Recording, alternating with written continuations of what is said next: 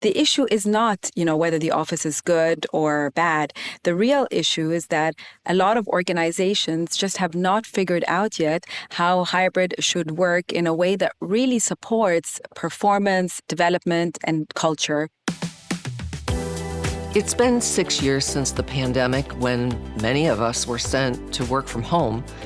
And despite return to office strategies of all shapes and sizes, my guests today argue that most organizations still don't have hybrid figured out, at least not in a way that best supports organizations' development and performance and culture. Welcome to Work Better, the Steelcase podcast, where we talk with experts about how to help the world work better.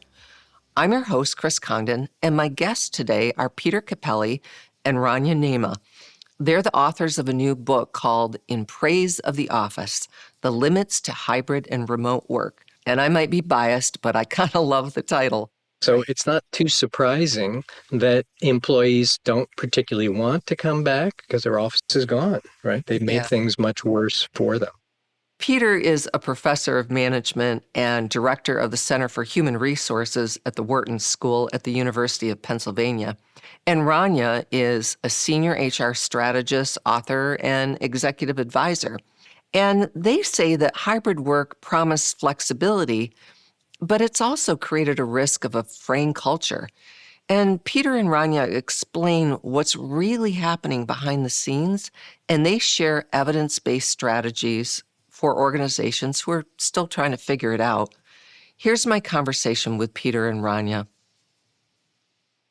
Peter and Ranya, welcome to Work Better.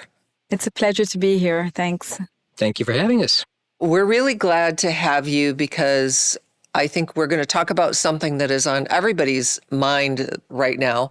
And really, we're still pretty early in 2026 when we're recording this. And I remember 6 years ago, starting to watch the pandemic spread across the world. And it really launched us into this unexpected mass experiment in remote work. But it feels like the pendulum has kind of swung back in favor of in-person work. And so I'm really interested in what made you feel like this was the time to write this book. Sure, I can kick this off. So yes, thanks so much, Chris. Well, what we see right now is that the debate actually about hybrid work is really far from over, because there's a lot of confusion actually around this topic. Because as you said, a lot of leaders are really pushing people to come back into the office. There's so many return to office mandates, but we still have not figured out properly how to get hybrid right. And this is really also what kind of, triggered us regarding our book, because the issue is not, whether the office is good or bad. The real issue is that a lot of organizations just have not figured out yet how hybrid should work in a way that really supports performance, development, and culture, and many more aspects as well. Yeah, so success isn't just about attendance, like my body is physically in the office, but it's about getting hybrid work right? Exactly. Yeah, that's great. Your book is called In Praise of the Office, The Limits of Hybrid and Remote Work. So as somebody who, I personally love the office, so I'm like, I love that title. I think that's great. I'm actually somebody that you didn't have to drag me back into the office after we were allowed to come back in. Like I liked coming back in and, seeing people and working together with them. But I know that I'm not the, there are other people who think differently about that. So I'd love to hear more about, from your research, what is the experience that so many organizations could benefit from if they're getting this work right in terms of using the office? Well, I think part of the background to this is that it isn't the case that companies set out to operate the way they're operating now. Mm-hmm. They had remote work because the government mandated it. And then, for quite a while afterwards, they were saying, we expect everybody to be back in the office first by 4th of July 2020, and then by Labor Day 2020 in the US, and then by the next year. And then the reason they stopped saying that is because waves of pandemic kept hitting, Sure. and they got tired of saying it. But it wasn't that they concluded, this is really great. But after a while, your employees get used to the fact that they were able to work remote, and they liked that. And taking it away is difficult. Mhm. I think what we started to see in new research that's come out, including some of ours, is that it wasn't quite so wonderful in ways that we thought at the very beginning that Yeah. it was. Yeah. And some of that is simply because it took a while to start to see what was not working so well. Uh-huh. But the punchline is we know that there are lots of things about the way office work gets done that happen because we know each other and we have relationships with each other. Sure. Simple one, we have a conflict and you're down the hall from me. I just walk down the hall and say, what's going on with this form? I don't start firing angry letters off to you and you to me because we're next to each other, right? And we kind of know each other. If you're new in the organization, people kind of look out for you, and some people will maybe take you to lunch and you could just stick your head in the door if you have a question. None of that happens if you're working remotely. Sure. So those things were being lost, but it took a while to figure out that they were being lost. And those are the kinds of things that we are thinking if you're going to be hybrid, and that means partially remote, you got to figure out a way to make those happen because they don't just happen naturally if people are not around each other. Yeah, I mean, I experienced that firsthand where there were people that I just didn't meet or run into anymore, and just missing those kinds of connections made it difficult for me to know, like, who is this person? What do they do? How, should I be pulling them into my project or not? Like, there was that whole way of connecting with other people informally that, I think we all missed a lot.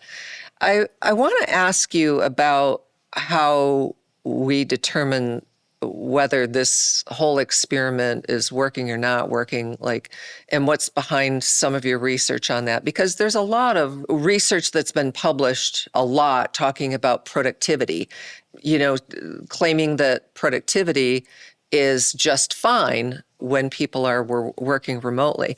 So I have to ask, for instance, your colleague at Wharton, Adam Grant, he seems to question in some of the work that he's put out, the value of working in the office. I just read a LinkedIn post where he said that remote work doesn't thwart productivity. And he goes on to cite research with government workers that suggests that they're 12% more productive at home. So I'm kind of curious, when you guys run into each other at the water cooler, do you have big pro-anti-office debates with each other? No, I haven't seen Adam in years. He doesn't come into the office. So he's missing out then. Yeah, he's missing out. I think what Adam is talking about is that there was a study done a while ago looking at what's called a meta-analysis, where they summarize research that's been done before. There's been a fair amount of research done before the pandemic. In fact, most of it was before the pandemic. And these meta-analyses treat every piece of research equally. And that concluded that there were kind of just not particularly obvious performance issues with working remotely, but they don't have measures of performance, frankly, in those studies. They're just asking people, how do you think things are going? Do you feel like there are two studies that show things are fine, and they're individual contributors. They're people who don't interact with each other. And they could be remote. They could be on opposite planets. It wouldn't matter. One of them is patent attorneys, and the other was call center workers in travel agencies. So for those folks, they're not doing office work. Things look fine. There have been a bunch of studies since then that are quite carefully done, some with randomized controlled trials, and they show negative effects. So this is part of the story, right, is that those two studies that I mentioned before got a lot of attention because they've been around for a little while. And the studies that we're referring to have not been around for very long. And most folks probably, unless you went to actually look yourself, you wouldn't have seen them. My bet is Adam hasn't seen them. Okay. Well, and I feel like maybe, the mainstream media isn't necessarily kind of promoting that narrative as much. Maybe because we feel like that whole conversation is behind us and it's done. Um, but I do think you're tapping into an issue that I think a lot of leaders feel intuitively, like whether they have the data or not, they're just feeling this sense of people being a little disconnected, maybe not being on the same page, not feeling perhaps as connected to each other in the organization. And I'm curious what your research shows in that regard. Well, things like, for example, we do see that things like culture, when we talk about connection, it's also very much about the culture. Culture is not built through like posters or leadership emails, it's built through observation. And, people really learn what's valued by watching how these decisions are kind of made, how leaders behave. And we do see, a weakening a little bit of culture when you do not have these constant interactions with each other. So I think everybody has been interested in like what is the state of things today in terms of hybrid work versus in-office work. We've done research recently that says that almost half of leaders, 46%, are actually looking for people to be in the office 5 days a week. Now, this is in the US, so, maybe that's a little bit different around the world. But I was actually surprised when I saw that because that seemed like a pretty big number. And yet there's another good size of organizations, again, from what we found in our research, like about 42%, that are more in that hybrid zone, that are kind of somewhere between the 1 to 4 days a week. And that's a pretty big range, whether somebody just comes in on Mondays or whether they come in through the better part of the week. So I'm just curious, if you were talking to those leaders in that kind of 42% who are, expecting people to be in at least some of the time, but not all the time, what are some of the big lessons coming out of your work that you would want to share with them? I think just maybe first on the data thing, there is a hard time for a lot of employers to even know how many people actually come in. So there are lots of companies that have hybrid policies that say 3 days a week and the employees aren't coming in. Yeah, So absenteeism has been a huge problem with hybrid, right. and most employers with it were reporting that their employees are actually not showing up. A study that I did with one of our PhD students here, a postdocs here, Jasmine Wu, we went around and looked at hybrid places, and people were just not there. There maybe 4% of the employees came in. Oh, wow. And part of the story is that a lot of organizations shrunk their office space down Yeah. and they moved toward open offices. So they've actually taken your office away. So it's not too surprising that employees don't particularly want to come back because their office is gone, right? They've made Yeah. things much worse for them. I think to your question about what would you tell them?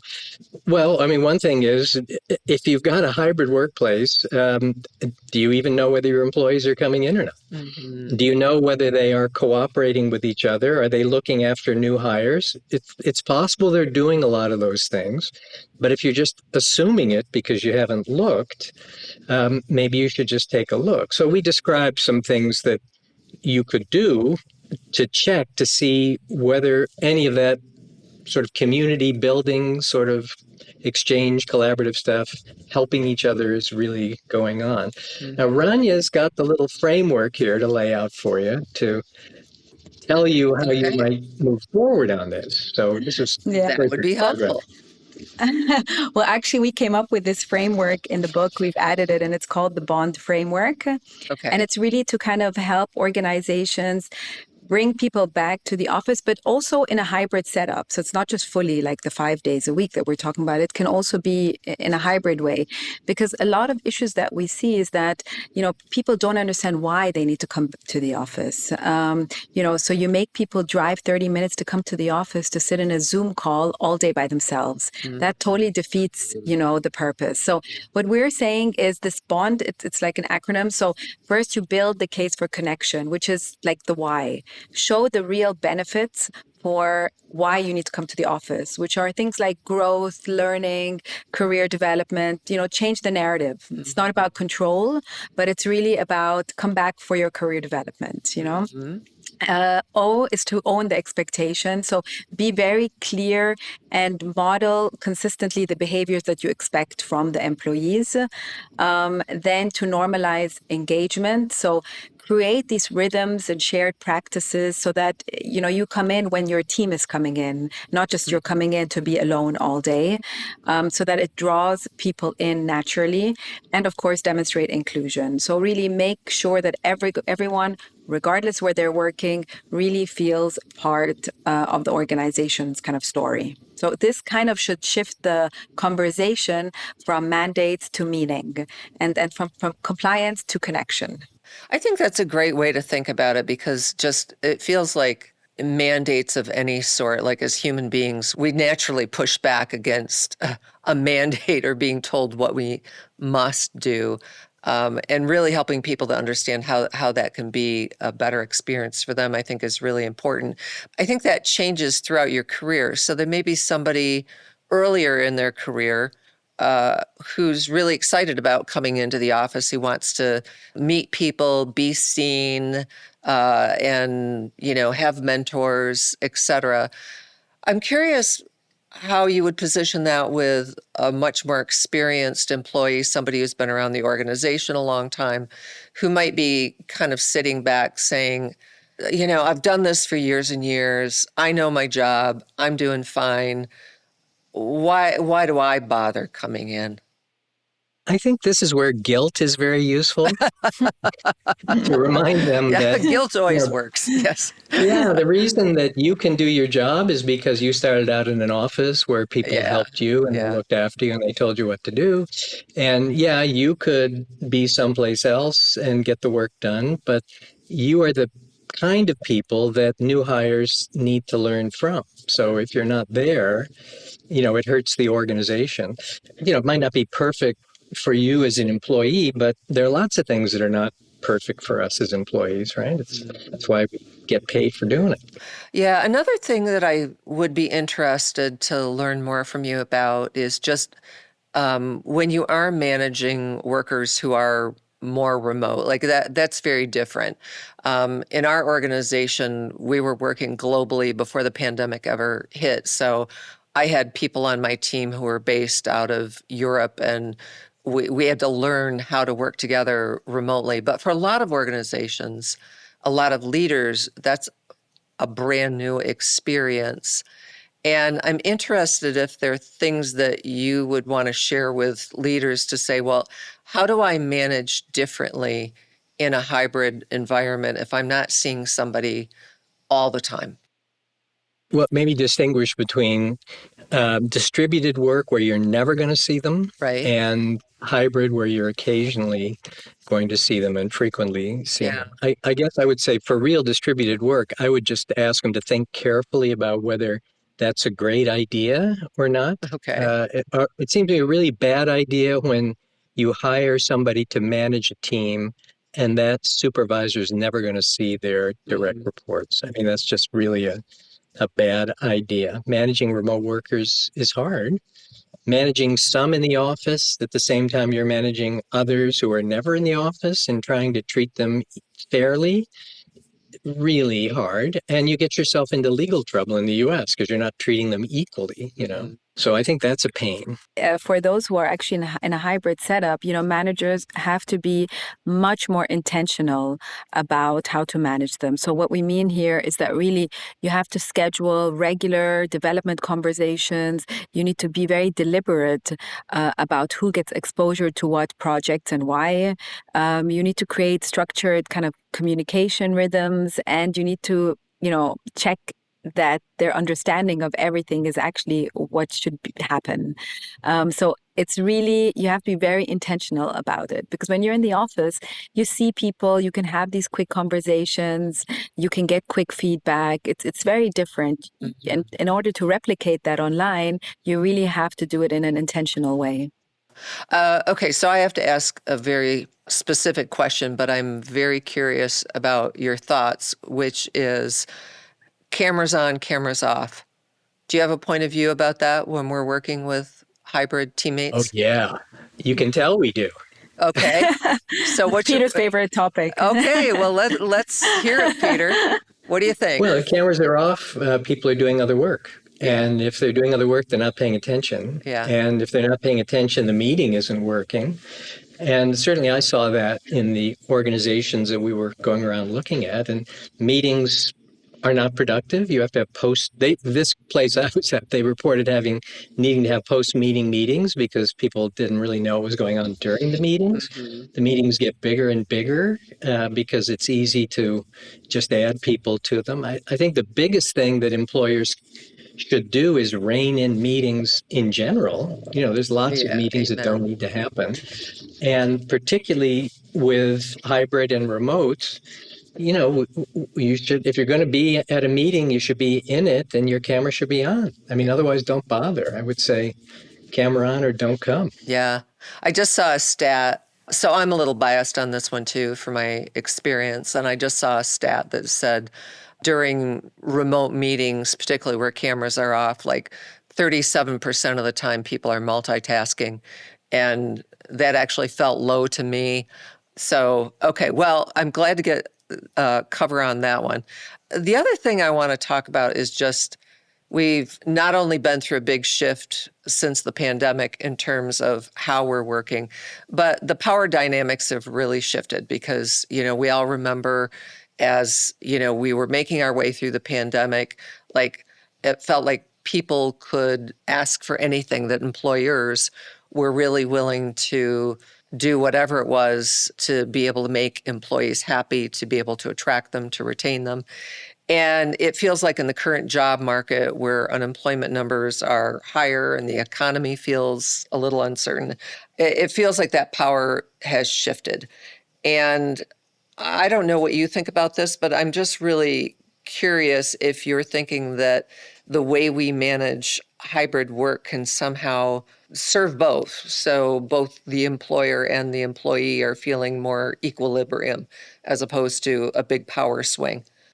Just briefly, I don't know that during the pandemic, the employees had so much power as they were in such difficult circumstances. Your Mm, kids were home, schools were closed, sure. people were sick, everybody was stressed out.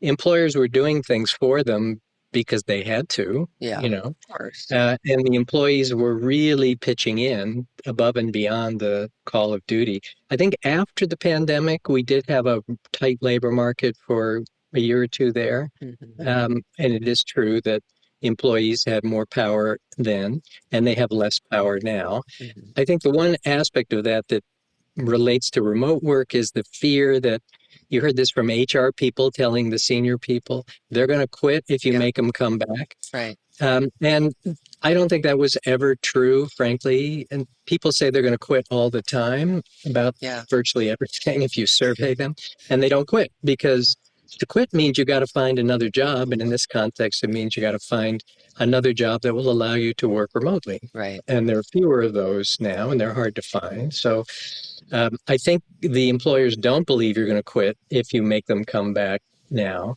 And I suspect that did play some role in this. I think what Ranya was describing um, before, though, is the right way to think about this. Simply because you can force them to come back now doesn't mean that you should, at the point of a gun, make them come back, right? Yeah, But I no doubt there are some employers who think that way. I think that also when organizations, avoid setting very clear expectations, even around hybrid work, then employees experience a lot of inconsistency and frustration. So leaders, they don't get the collaboration or culture that they're trying to rebuild. And you have employees who are, maybe not happy. So I do think that there are things that can be done better in that respect. of course, from our perspective, and a lot of our listeners are people who are really focused and committed to creating great places for people to work. And, I know that there's a point of view that sometimes people don't want to come back to their office because their office stinks. And I think that might be very true in a number of situations, certainly not all, though. And I'm interested from the work that you've done, what would you say to those of us in the audience who care very much about the workplace? Like, how do you think a good office should look and work and be today? Yeah, I guess we should at first be clear that we don't have any ties to Steelcase. We know you Yep. do this stuff for a living. Yep. But I think one of the worst things that happened during the pandemic was this shrinking of office space, right? Mm-hmm. Where employers got rid of offices and moved people first to cubicles, but then moved them to open offices. Yeah. And we know from prior experience, employees hate open offices. The only reason they're done was because they're cheaper. You're just jamming people together in desks, and God forbid we have another pandemic and you're all just next to each other. And they hate hoteling, which is the other alternative, where you just never know what desk you're going to be in, but you're pretty sure you're not going to be sitting with the people who are part of your team. So, this is part of the story. If you're an employer, you want people to come back and you're telling them, come back to an office which is far worse than what you had before. And they're not going to be happy about it, right? So, not too surprising. Maybe if I can just add to that, just to say, I really don't think that they don't resist offices, but they really resist bad offices. So if the office is going to justify the commute, then it has to offer something that is different and better. So what I mean by that, I think, there has to be private spaces for focus, because as Peter said, when you cram people all in one room, everybody's talking very loudly. That's why people say, I work better from home. So you really need to, even in collaborative environments, you still need quiet areas where people can think, where they can really focus. And you also need to have social and collaborative spaces. So a bit of both, where people can brainstorm, where they can connect, they can have these informal connections. So I think that the modern workplace really has to support both productivity and connection as well. Yeah, I couldn't agree more. And, we obviously have a point of view about this as well. We've done a lot of work in this area to understand the diverse things that people need. And for sure, Peter, I mean, I think we actually did a study that was closer to just as we were coming out of the pandemic, and we asked people a question like, what would get you to come back to the office? And the number one thing was, my own desk. Like, I want my own desk. And I would be willing to come into the office more days if you gave me my own desk versus giving me, I don't know, people were doing lunches and concerts and all kinds of things to, get people back into the office. But they really wanted a desk. And that's not surprising, because I think human beings are just drawn to having their own space and being able to have some autonomy and control over what their day looks like. So I know we're going to have to wrap up. I think we could talk all afternoon about this because it's a fascinating subject. But I think if you had like one or two key things that you wanted to leave our listeners with today, Peter and Ranya, could you both maybe share with us, like, what do you think the big takeaway should be for employers or people who are designing spaces today? Ooh, I will let Ranya go first so I can think of the answer. Well, I would really say that hybrid work, it really works best when the office is intentional. So that word, we keep reemphasizing it. And when the expectations are very clear of what employees, what employees expect, and what time should be designed together for face-to-face and whatnot. So the why is very important, I think, for why you should come into the office. That's great. That's helpful. Peter, did you think of anything? Yeah, yes. I guess I would say to be intentional about everything, sort of as Ranya was saying, and to not go with your gut. So, do you really know what people like the most about remote work before? And I think there's evidence it's not simply commuting time, it's control over their work, the ability to deal with emergencies, get work done at home when I'm sick. Could you solve some of those problems for people without necessarily having to go to full remote work?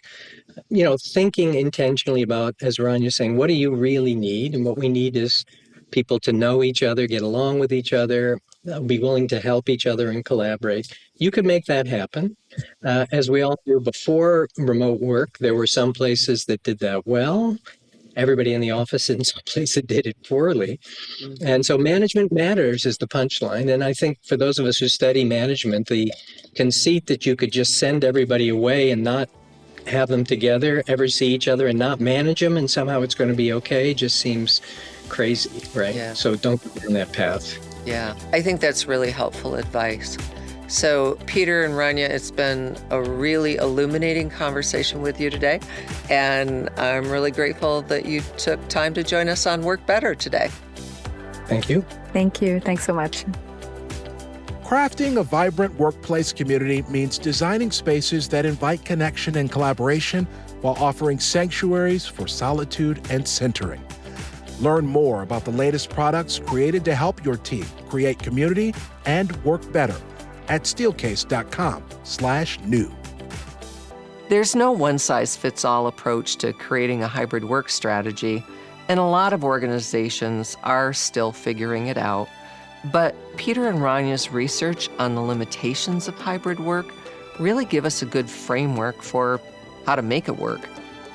If you enjoyed today's episode, would you share it with a friend or colleague? And be sure to follow us wherever you get your podcasts.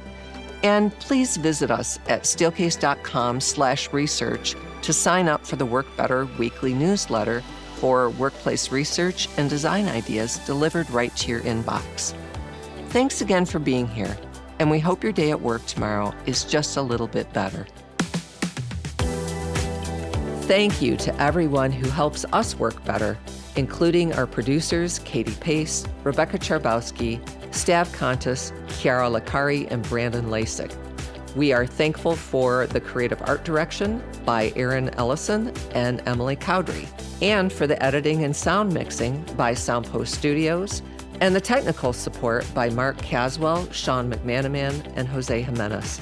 Our digital publishing is by Areli Ariano and Jordan Marks.